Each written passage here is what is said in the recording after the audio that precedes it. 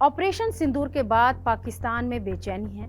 LOC पर anti drone तैनाती से लेकर हथियार खरीद तक क्या बदल गया, आज इसे समझते हैं। ऑपरेशन सिंदूर ने दक्षिण एशिया की सैन्य सोच में एक अहम मोड़ ला दिया है। इस ऑपरेशन के बाद सबसे साफ संकेत पाकिस्तान की ओर से मिल रहे हैं, जहां सेना अब पूरी तरह अलर्ट मोड में नजर आ रही है। एलओसी पर एंटी ड्रोन यूनिट्स की तैनाती, आपात हथियार खरीद और सैन्य ढांचे में बदलाव ये दिखाते हैं कि पाकिस्तान को भारत की नई युद्ध क्षमता की गहरी चिंता है।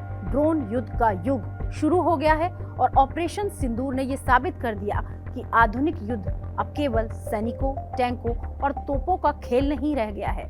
ड्रोन, एफपीवी सिस्टम और लॉइटरिंग म्यूनिशन यानी जिसे हम कामाकाजी ड्रोन भी कहते हैं, जैसे हथियारों ने युद्ध की गति और उसके स्वरूप को पूरी तरह से बदल दिया है। भारत ने इस ऑपरेशन में दिखाया कि सीमित क्षेत्र में बेहद कम समय में और बिना किसी बड़े सैन्य जमावड़े के भी सटीक और असरदार गहरी कार्रवाई की जा सकती है। और यही बात पाकिस्तान को सता रही है। पाकिस्तानी सेना की सबसे ज्यादा परेशानी की बात यह है कि वहां पारंपरिक सैन्य रणनीति अभी भी भारी हथियारों और स्थिर रक्षा पंक्तियों पर आधारित है, जो ड्रोन युद्ध के सामने कमजोर पड़ती दिख रही है। एलओसी पर एंटी ड्रोन यूनिट्स की तैनाती की गई है। डिफेंस सूत्रों के अनुसार पाकिस्तान ने ऑपरेशन सिंदूर के बाद एलओसी से सटे अग्रिम यानी कि फॉरवर्ड इलाकों में ड्रोन डिटेक्शन और जैमिंग सिस्टम जो हैं उन्हें तैनात करना शुरू कर दिया है और करीब वहां पर 35 विशेष एंटी ड्रोन यूनिट्स को 8 ब्रिगेड्स के तहत एलओसी के पास लगाया गया है। ये तैनाती खास तौर पर रावलकोट, कोटली और बिम्बर सेक्टरों में देखी गई है। ये इलाके भारतीय सुरक्षा एजेंसियों के लिहाज से भी संवेदनशील माने जाते हैं और अतीत में यहाँ से घुसपैठ और आतंकी गतिविधियों के मामले सामने आते रहते हैं। इन सेक्टरों का चयन क्यों किया गया है, इसे भी हम समझते हैं। इन क्षेत्रों का चुनाव ये बताता है कि पाकिस्तान को डर है कि भविष्य में भारत तेज, सीमित और टेक्नोलॉजी आधारित ऑपरेशन इन्हीं इलाकों में कर सकता है। दुर्गम पहाड़ी इलाकों में ड्रोन की निगरानी और उन्हें निष्क्रिय करना पाकिस्तान के लिए बेहद चुनौतीपूर्ण है। उसकी मौजूदा एयर डिफेंस सिस्टम और इलेक्ट्रॉनिक वॉरफेयर क्षमता, जिसमें कि हम स्वान ड्रोन को भी जानते हैं, जैसे खतरों से निपटने के लिए पर्याप्त नहीं मानी जाती है। और पाकिस्तान की सबसे बड़ी कमजोरी क्या है, आज हम लोग इसे भी जान लेते हैं। पाकिस्तान की सेना की सबसे बड़ी समस्या ड्रोन यानी कि जो स्वार्म ड्रोन्स हैं और ड्रोन सिस्टम्स हैं और लॉइटरिंग म्यूनिशन है, उनसे निपटने की सीमित क्षमता है। ड्रोन जो झुंड में आते हैं, जिन्हें हम स्वार्म ड्रोन कहते हैं, एक साथ कई सारे ड्रोन आते हैं, जिससे रडार और एयर डिफेंस सिस्टम जो है वो भ्रमित हो जाते हैं, उन्हें समझ में नहीं आता कहाँ अटैक करें। और लॉइटरिंग म्यूनिशन हवा में लंबे समय तक मंडरा कर सही लक्ष्य का इंतजार करती है और मौका मिलते ही सटीक हमला करती है, जिसे कामाकाजी ड्रोन कहते हैं। और कामाकाजी ड्रोन भी इसी तरीके से अटैक करते हैं जिस भी सिस्टम पे उसे अटैक करना हो। ऑपरेशन सिंदूर के दौरान भारत की इसी क्षमता ने पाकिस्तान की रणनीतिक सोच को झकझोर कर रख दिया। हथियारों की आपात खरीद की जा रही है और इसी कमजोरी को दूर करने के लिए पाकिस्तान ने हथियारों की खरीद प्रक्रिया को तेज कर दिया है। पिछले 2-3 महीनों में चीन और तुर्की के साथ कई दौर की बातचीत पाकिस्तान ने की है और इन वार्ताओं में anti drone system, electronic warfare उपकरण, ड्रोन और मिसाइल तकनीक जैसे क्षेत्रों पर जोर दिया गया है।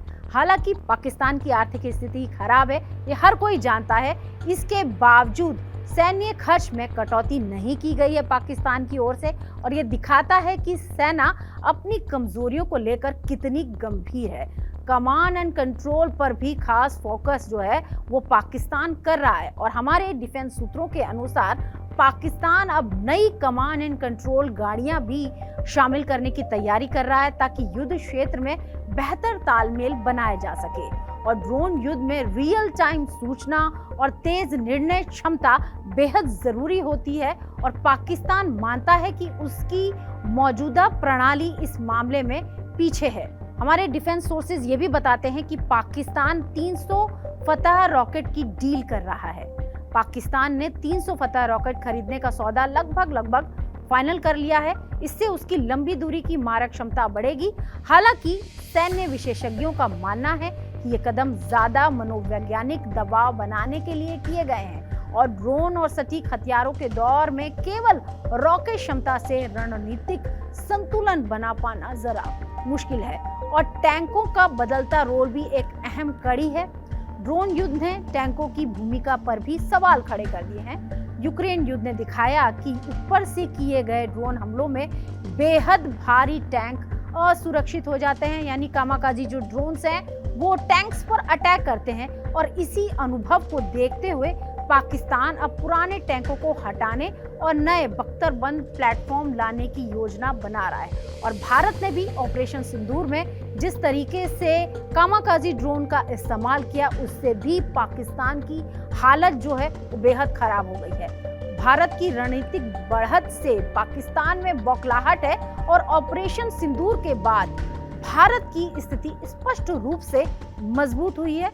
और उसे भी हम एक बार समझते हैं, क्योंकि भारत ने स्वदेशी ड्रोन तकनीक, लॉइटरिंग म्यूनिशन यानी कि खासतौर से kamikaze drone, network centric warfare में भारत को रणनीतिक बढ़त मिली है। और भारत की ये क्षमता भविष्य में LOC पर किसी भी संकट के दौरान उसे तेजी से और निर्णायक विकल्प देती है। और एक बार हम आगे की तस्वीर को भी समझते हैं। आने वाले समय में LOC पर ड्रोन बनाम एंटी ड्रोन की लड़ाई और तेज होगी। और पाकिस्तान जहां अपनी कमजोरियों को भरने की कोशिश कर रहा है, वहीं भारत लगातार तकनीक आधारित युद्ध क्षमता को मजबूत कर रहा है। ऑपरेशन सिंदूर केवल एक सैन्य कार्रवाई नहीं, बल्कि ये संकेत है कि भारत अब भविष्य की जंग के लिए तैयार है। और यही बात पाकिस्तान की सबसे बड़ी चिंता बन चुकी है। हमारी इस विशेष पेशकश में इतना ही। आगे की खबरों के लिए देखते रहिए TV9 डिजिटल।